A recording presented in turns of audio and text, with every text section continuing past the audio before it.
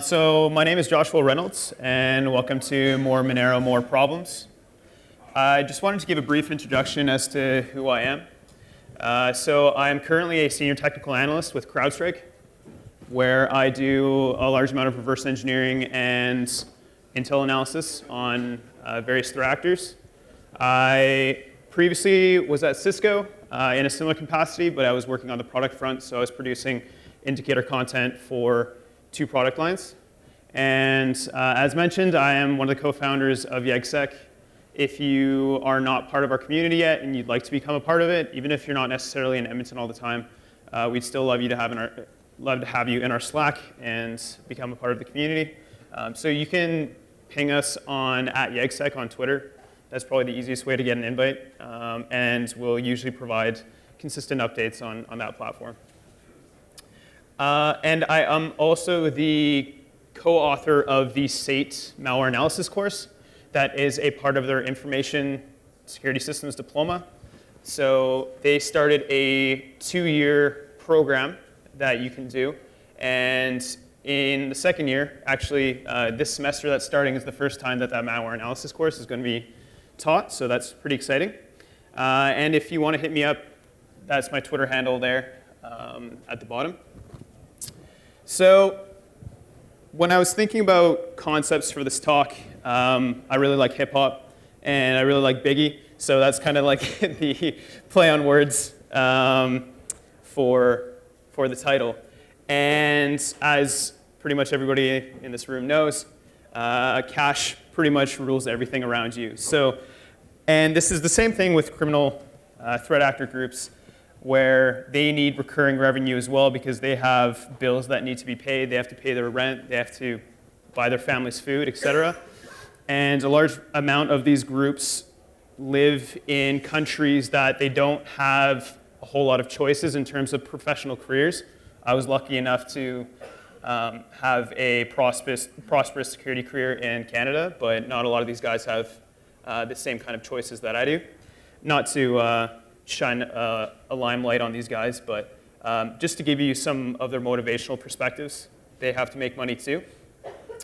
So this is a quote from a Biggie song that is quite good as well, if you want to check it out.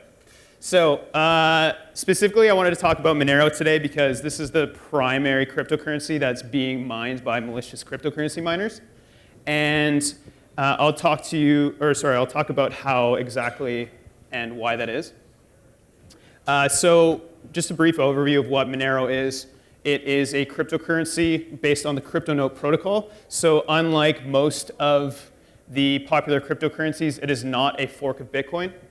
It was built from the ground up, and they established what's called an egalitarian proof of work. So for most cryptocurrencies, you have a proof of work that basically says that you did some amount of work in order to receive a part of the currency or a block on most blockchains.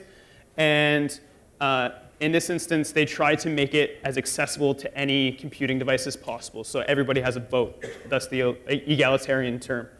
So they also implemented a number of privacy features. So, and I'll go through those. And it is much more private than Bitcoin, which essentially has every transaction and every address and transaction between those addresses published to their blockchain, which will be there forever. So I'll go over those concepts. So just to quickly go over the Cryptonite protocol, which is that egalitarian proof of work. It is ASIC resistant. So for those of you who are not involved in the crypto space, ASICs are essentially specialized computing devices for calculating SHA-256 hashes at a very rapid rate. So those are usually done on graphics cards because they allow increased performance over normal CPUs. And so for what these guys did with the Cryptonite protocol, is that they made it memory bound. So it's very difficult to make ASICs have good performance when there's a memory requirement. And they made this 2 megabytes in size. So this fits quite well within the L3 cache of most modern CPU cores. So then, therefore, it would have rapid access to that L3 cache in theory. And they also made it so it requires random access to RAM. So this is also difficult to implement on ASICs. And they've also required the use of CPU instructions that are also difficult to emulate on GPUs. So if you look at, like I looked at the XMRig source code, they have a number of Intel instructions on the x86 version that are specialized when conducting the actual mining process. So I just wanted to go through the privacy features as well, as mentioned. So the way that transactions are performed in payments in cryptocurrency is that they are signed. So if I sign a transaction and publish that to the blockchain, then that transaction is going to go to the receiver. But also, since I've signed that with my private key, you can say that I signed that transaction and therefore it originates from me. The way that Monero gets around this is they have what's called group signatures.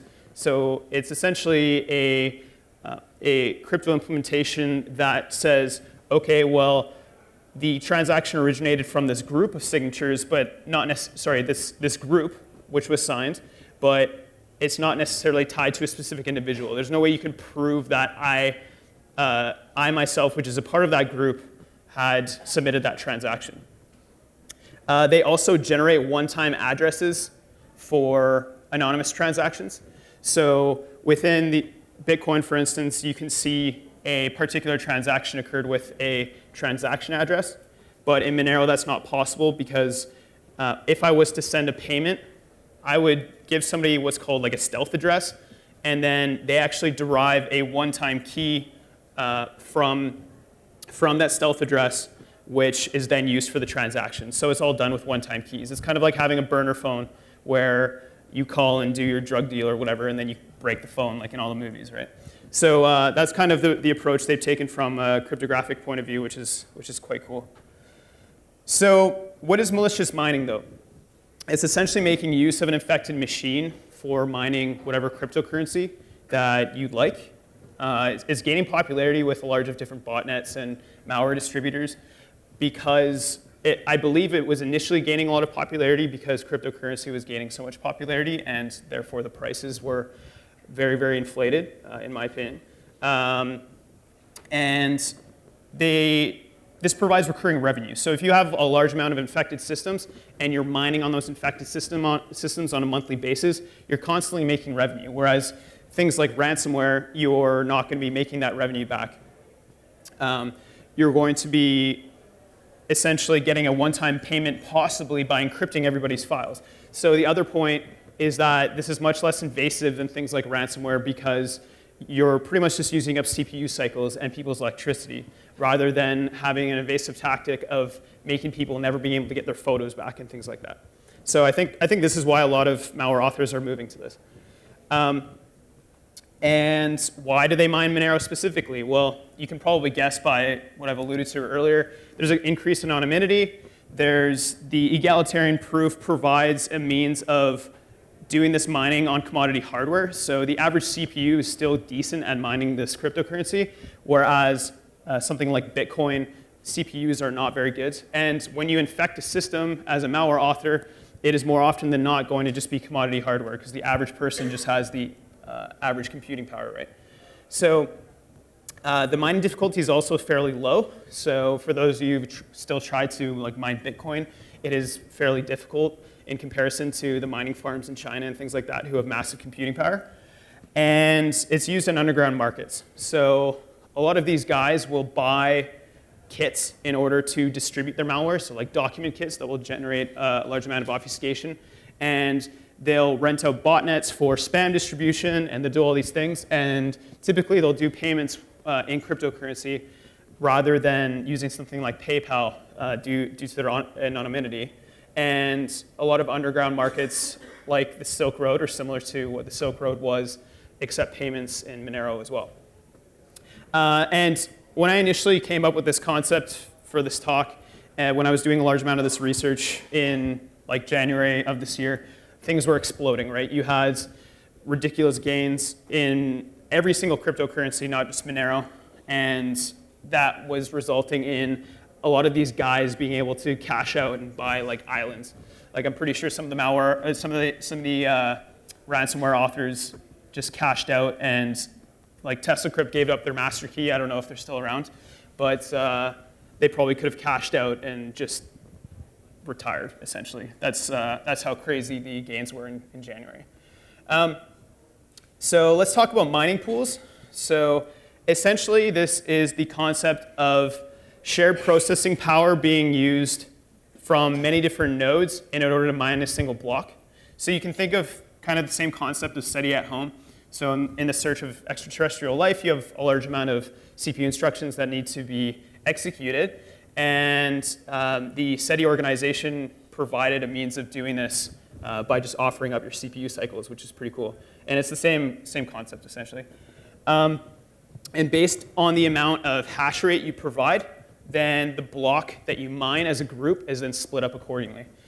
And since you have increased hashing power between a large amount of different computers within that single pool, then you have obviously an increased likelihood of finding a block because you have much more transactions, many more transactions that are occurring. So this is an example of a pool, minexmr.com. They provide some pretty interesting statistics. So when I took the screenshot in August, they were peaking around over 500,000 connections per, I believe that's per second. And then their hash rate was hitting around 120 mega hashes per second, which is enormous if you're kind of involved in the crypto space. Or, well, it's enormous from my perspective. So it's pretty interesting. And then they provide some other pool statistics like the difficulty level, and then the block count and when payments were set out and things like that. So this is actually really useful for tracking malware authors, and we'll kind of go into that. But why do malware authors use mining pools? Well, there's a few interesting advantages to using a pool where you don't really need a wallet on the endpoint system. You just need a unique identifier. So more often than not, it'll just be a wallet address that they provide to the pool in order to say, hey, I did this mining. And then they also commonly make use of open source clients like XMRig. So this is a screenshot of the hybrid analysis sandbox output. And basically, it's just showing the process command line arguments. So in this instance, wscript.exe was being used to execute a VBS script. And this subsequently executed a mining application. So these parameters are essentially just what's needed for the XMRig miner application. And as you can see, the -o parameter is providing the stratum protocol, which is essentially the communication protocol with the mining pool. And the mining pool is provided as well, and the accompanying port, and then the unique identifier. So in this case, they are providing a wallet address. So as I kind of alluded to, it's really good for intel. So if you can get a wallet address, I can get a whole bunch of different information from these mining pools that they publicly publish. So what's cool is more often than not, you can see the number of infected systems based on a wallet address because all this information is freely available within the pool. You can also see their hash rate, and most importantly, and what's kind of most of interest to most people is the number of mined blocks. So this is essentially the amount of currency that has been mined from this address, or sorry, that's being provided to this address as payment for mining. So you can also report these addresses to the public mining pools and get them banned. So that's a pretty fun hobby because you can essentially cut the head off of a lot of these operations because they rely on these mining pools in order to generate currency. And if you report the address to the pool, they can no longer do so. But because you can get banned from the mining pools, these guys have subsequently been rolling their own pools. So this is quite interesting in that you see more and more people rolling their own pools, and we'll look at a malware variant that does that. So here is an example. So I took this address from some commodity mining malware and looked it up on minexmr.com, and then you get a whole bunch of history pertaining to that address. So you can get things like the average hash rate, total paid. So 111 XMR, I didn't really look at the price this morning for Monero, but I think it's around like 11 grand US, which is pretty good. And then you can get all their like transaction history and stuff like that. So this is really good for intel work. So as there's a large amount of blue teams in this audience, I wanted to provide a way for most of you to be able to track and stop these infections. So after every section, I'm going to provide some blue team highlights. So this list is really good, and it's frequently updated by 0.1. And you can use these mining pool addresses to track infections in your environment. So if you look at all of your DNS lookups in your environment, and you see one for, say, minexmr.com, it's likely that you have a mining infection. You can also sinkhole these addresses. So there are some semi-legitimate ones based on what you allow for your browsing policy in your environments. But if you just sinkhole all the addresses, the malware won't be able to connect to the pools and therefore not be able to mine. And I also suggest taking a look at your process command line arguments for things like Stratum. So I just provided like a really basic regex Stratum TCP. There won't be any legitimate applications that I'm aware of that will include those command line arguments. You can also look for hosts within the command line arguments themselves, but obviously that will be fairly taxing because the list is quite large. So let's talk about infection vectors, though. Like I've alluded to the malware, but how is it actually going to get into your environments? So the predominant technique is called malspam. So this is just a generic term that industry uses to refer to any malicious spam that has attachments that can be used to gain code execution within your environment. So typically, this malspam will just be an attachment that downloads and executes malware or contains malware in and of itself. So you can actually ship like a full PE binary within like a Microsoft Word document. And these are a couple of examples. So macros. VBA macros can gain full code execution, unsandboxed code execution on your machine. So just hitting that enable macros button in Microsoft Word, they can get full access to your user line processes and things like that. You can also embed an OLE object. So if you drag and drop an executable in Microsoft Word and you double click on that executable, then it will actually open and execute. There's a few warnings, but most people will just fall for them. There has been instances where miners have been shipped using document exploits as well. And scripts. So all of these scripting file types can be used to gain access to ActiveX controls, and then they can gain code execution on your machine as well. So I'll be going over how to kind of get around a lot of these issues from a blue team perspective, but let's go into an actual example. So this is an example from malware traffic analysis. So this is a public website that you don't need to register for or anything like that.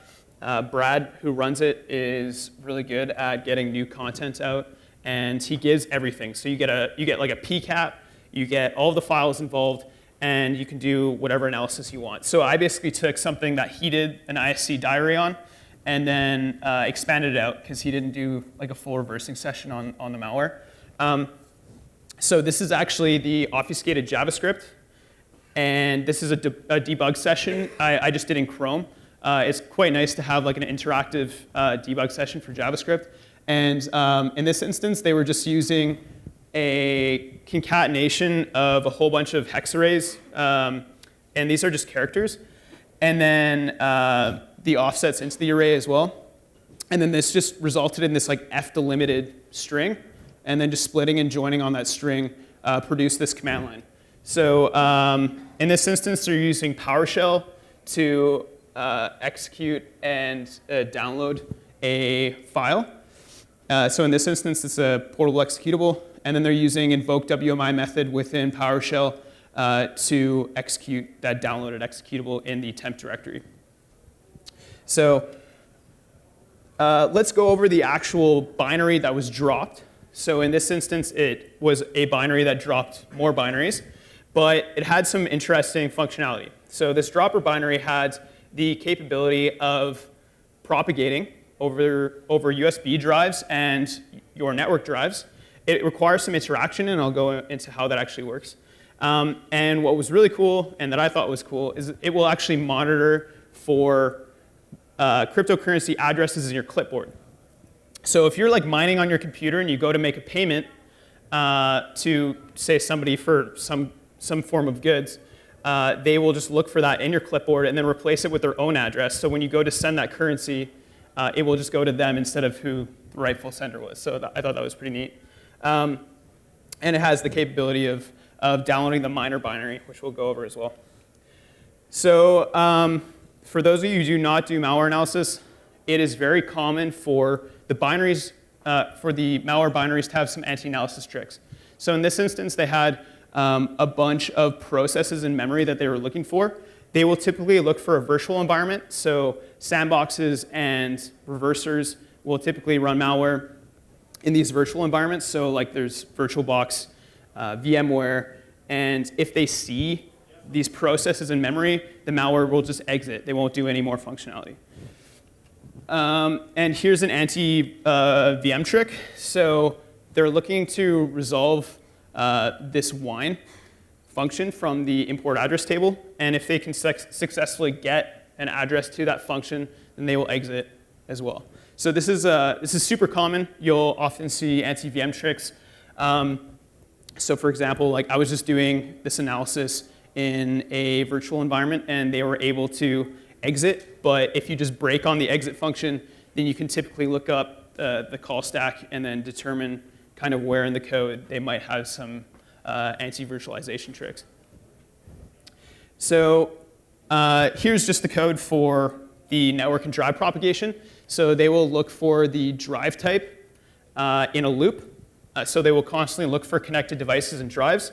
And if it is either the removable or the network drive type, then they will create a shortcut on that USB or network drive that corresponds to either executable files on that drive or on that network share, or they will just create, on USB sticks, they will create a shortcut for the name of the USB on the USB, and that LNK file will have these command line arguments to execute a copied piece of malware on whatever device that is. So most often than not, somebody would probably fall for that, and they would just click on that icon, and then they would get infected with the miner as well. So, this is the clipboard replacement functionality. So here they're just monitoring the clipboard. They're just getting the contents of that clipboard in a loop within a separate thread. And then they're just looking for a number of heuristics. It's really basic. Like, I think the one that I put on there in this case, it's literally looking for the number 2 in your clipboard. And then they'll replace it with this corresponding address that looks a little bit similar. So really basic, but I think this is pretty effective in most scenarios for most people that are dealing with cryptocurrency. So this eventually drops a miner. So it downloads and executes a miner over HTTP. And what some interesting functionality is with the miner itself is it will actually map NTDLL functions itself. So this is kind of unique in that a lot of antivirus products will be hooking user lines functions that are commonly used by applications and not necessarily those that are within NTDLL, which are undocumented Windows API functions. And they will not mine if you have taskmanager.exe open. So I thought that was kind of cool. So if your CPU spikes and you're like, what the hell, and then you open Task Manager, it'll just stop mining. So that was pretty cool. And then they drop a config as well. So when I alluded to those command line arguments earlier that you could look for within your Windows event logger, in this case, you can't look for those because they have the config stored in a JSON file. So this is the task manager function. So it literally just uses the create tool help 32 snapshot API, and then it just iterates through all the processes in memory in a loop looking for taskmanager.exe. So it's pretty basic. And then this is that config that they drop, so that they construct from a bunch of different pieces in memory. And in this instance, the mining pool they were using was monerohash.com. Unfortunately, though, they were banned from that pool when I got to it. So that was unfortunate because I was really looking forward to seeing how much money they made. But in this instance, somebody reported this address, and as you can see, the address has been banned due to botnet mining activity. So, cool. Yeah, so as blue teams, what can you do about mouse spam? Well, if you can, I would just disable macros altogether within Microsoft Office. I know that's not really viable for most enterprise environments.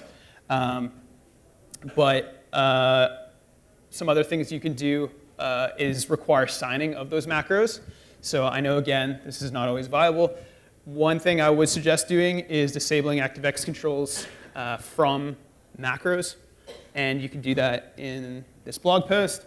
And Windows Defender Exploit Guard is really awesome on Windows 10.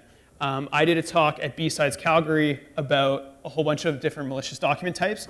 And I was kind of grilling Microsoft on their lack of security around this. But if you can install Windows 10 in your environment and you can enable all this different functionality in this blog, it's just going to up your security by like 10 times. And there's not a whole lot that you have to do. Obviously, you probably have to test some compatibility issues on your gold image and things like that. But Windows 10 is really, really awesome from a security perspective. So scripts. Just set up some default handlers for all these different file types. Like you can literally just set it so if somebody double clicks on a .js file, it just opens in Notepad instead of executing commands. It's really, really basic stuff that not a lot of people do, and they can just avoid these attacks altogether by doing this. I'd also suggest checking out like App Blocker and software restriction policy. These are a means of restricting where executables can you execute within your environment. In this instance, this entire attack could have been stopped by just not allowing this thing to drop in temp and execute. Like how many times are how many legitimate use cases are there for executing binaries in /temp, right? It's not a whole lot. So that's what I'd suggest. Take a look at those. So another way that these are infecting environments is via remote and local code execution. So this is actually making use of available exploits. More often than not, I don't believe I've seen a 0-day being used for spreading crypto miners to spread them. So some remote code execution examples are via SMB, so Eternal Blue. Yes, there are still machines on the internet that are vulnerable to Eternal Blue. Apache Struts, and Oracle WebLogic. So in our great keynote this morning, he kind of alluded to some internet-facing applications that are very commonly exploited, and those are some of them. And local command execution, or code execution. So an example of this, which can also be found on that malware traffic analysis site, is RIG, which is a very common exploit kit, was dropping a crypto miner via a flash exploit. So let's look at a remote code execution example. In this instance, it was some pretty rudimentary malware that was written in Python. And basically, they just wrapped a Python wrapper around a bunch of binaries that were leaked by the shadow brokers. Who of you know, or actually I should say, who doesn't know who the shadow brokers are? Or what? Okay. So last year, there was a really weird group called the Shadow Brokers that started writing all these really odd Medium posts about how they had a bunch of NSA exploits. And they were trying to sell them for like $1 million Bitcoins, or $1 million in Bitcoin. And nobody really took them up on that offer. And due to some world events, they leaked these binaries. And I should say these are alleged NSA binaries. And these were fairly shortly after, these were instrumented by well, now we know it's a nation state based on what happened last week. So a North Korean was indicted with charges on programming WannaCry, which is a worm that was propagating across the internet last May. And basically, the US government attributed that attack to him. But basically, they used these binaries that were allegedly NSA derived in order to spread this malware across the internet. So this piece of mining distribution malware also uses the same binaries, and that's referred to as Eternal Blue. And it will perform scanning of your local network, and it will look at random remote addresses, and I'll show you how that functionality works. Basically, if it finds an SMB port that's open, it will attempt to exploit it. So this is the Python. So basically how this works on Windows is you can actually use something like py.exe to distribute Python, and this will be executed by a Python interpreter that's provided with the binary.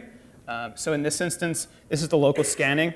Literally all this thread does, it will gather a bunch of IPs from your /21 range on your local subnet, and then this thread will just look if the port is open, and then it will attempt to exploit it. This is their remote scanning functionality. Basically what this does is it reads this text file, and I'll show you what that looks like, and then it will basically choose a list of 30 IP addresses to attempt to exploit within a separate thread. And this is what that text file looks like. So it's a whole bunch of different IP ranges.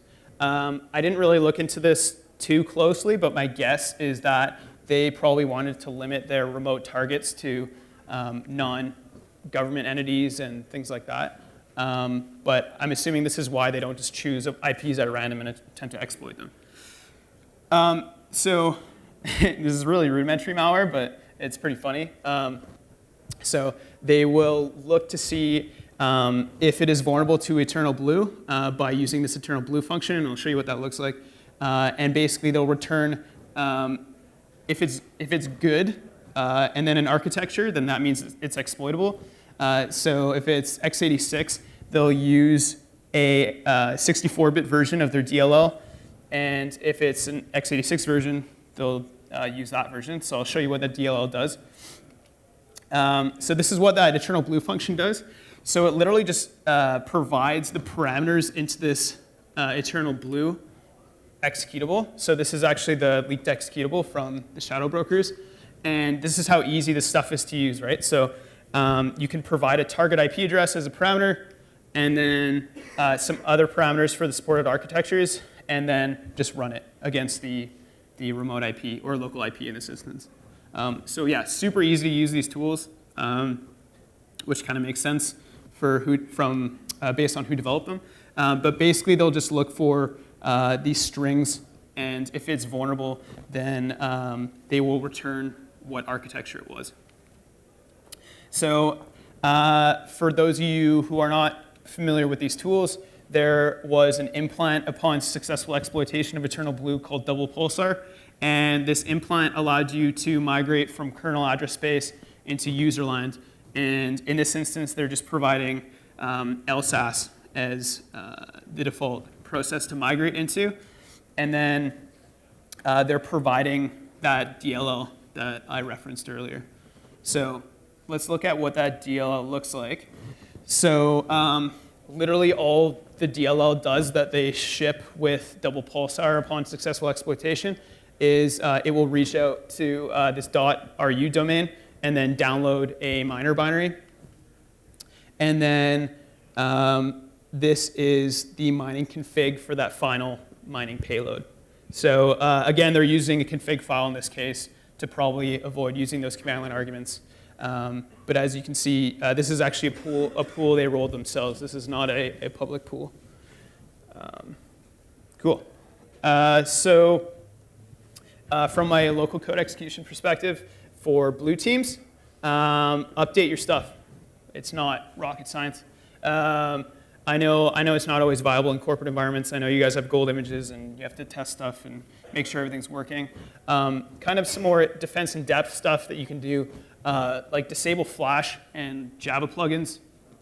They really don't have to be enabled all the time. At the very least, if you can do click to play, that's a super good way of doing it, especially like even at home for your loved ones. Like disabling things so you can just click on them and enable them when they need to be. That's a really good way. Most modern browsers, like Chrome, is really good for sandboxing most of these applications that are notoriously bad for exploits. So they sandbox Flash, and they sandbox their PDF reader as well. So even if they're able to gain initial code execution within your browser, they highly limit the amount of APIs that are available from that sandbox environment, and they can't necessarily escape that sandbox and break into your computer. Not all exploits require sandbox escape, but it sets the bar like that much higher. And if you can find a remote code execution vulnerability, or sorry, a local code execution vulnerability in Chrome, it's worth a lot of money. So that kind of shows you like how high the bar gets set by these kinds of modern browsers.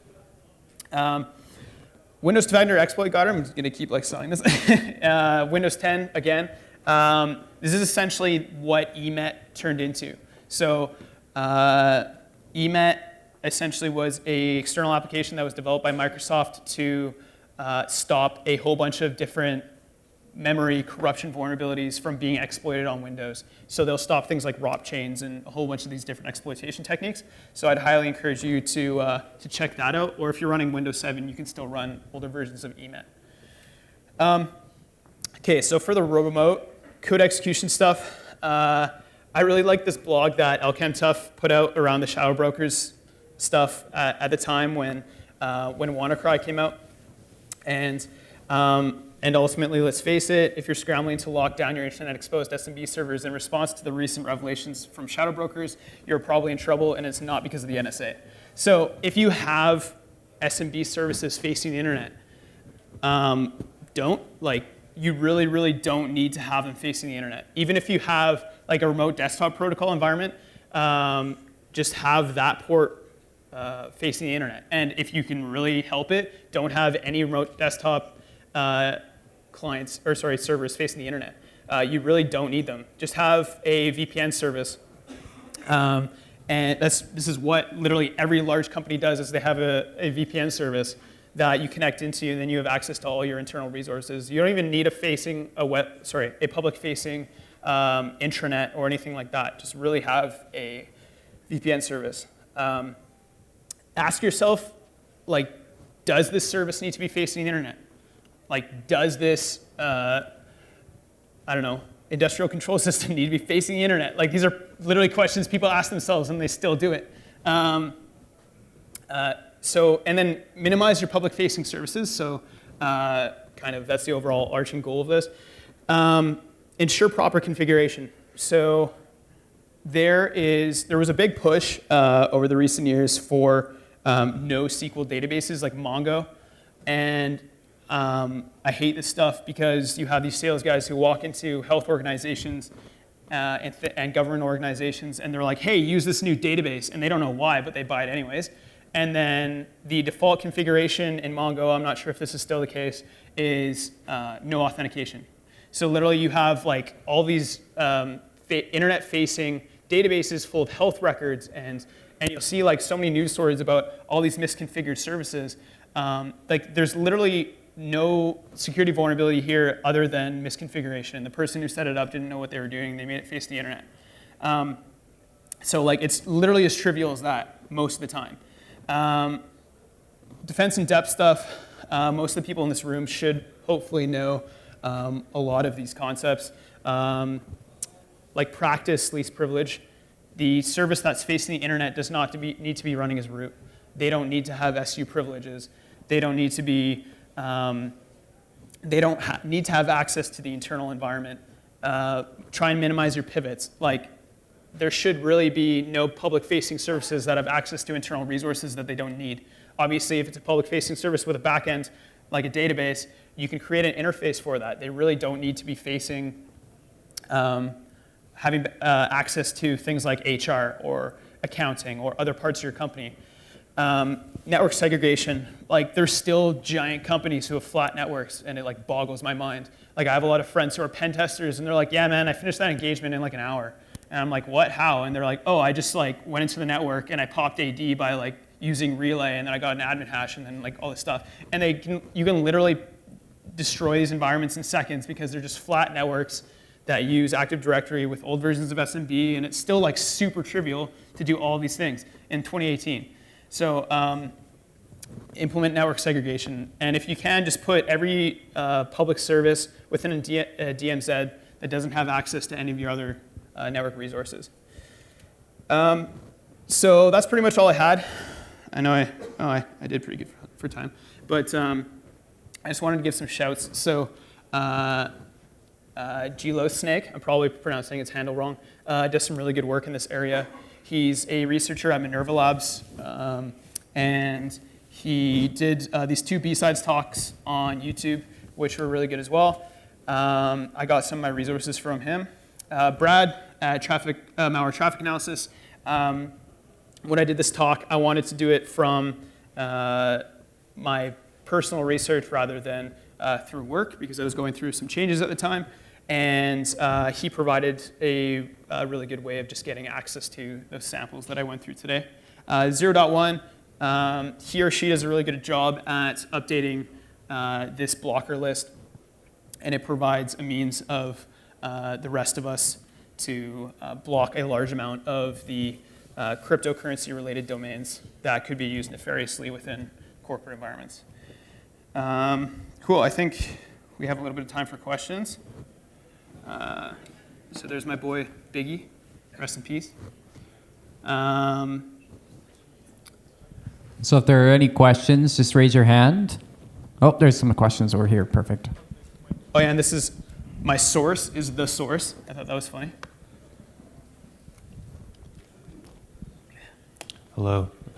You mentioned that in one of the exploits they went from JavaScript to PowerShell. Could you explain how that happens? Yeah. So under Windows, there's a process called the Windows scripting host, and there's also command line scripting host. That scripting host was written by Microsoft, I believe, to be able to write a lot of their, or an interface with their operating system in scripting languages. So like this is completely, I know I was debugging in Chrome, but this is, when you're executing this on Windows, it's completely external to Chrome. And the Windows scripting host will basically interpret that JavaScript, and then I can send you some code if you want, but basically you can establish an ActiveX object from that JavaScript. So this is unique to the Windows scripting host. So they essentially have like a JavaScript API for themselves. And then once you get that ActiveX object, you can just do like shell execute and then execute PowerShell from it. Yeah, I was like, when people started doing this, I was just like, what? I didn't, yeah. It's, things are a lot better now on like Windows 10, but it's still fairly trivial to get code execution on Windows in a number of different means from attachments. So this is why it's still, like people get phished. So like I'm tracking large criminal groups right now, and like they'll get access to be able to jackpot ATMs from bank networks from like a phish.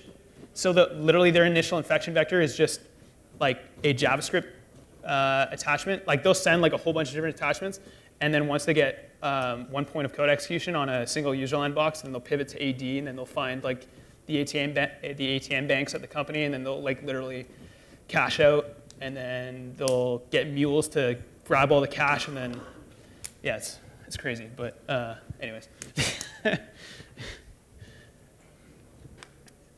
Any more questions?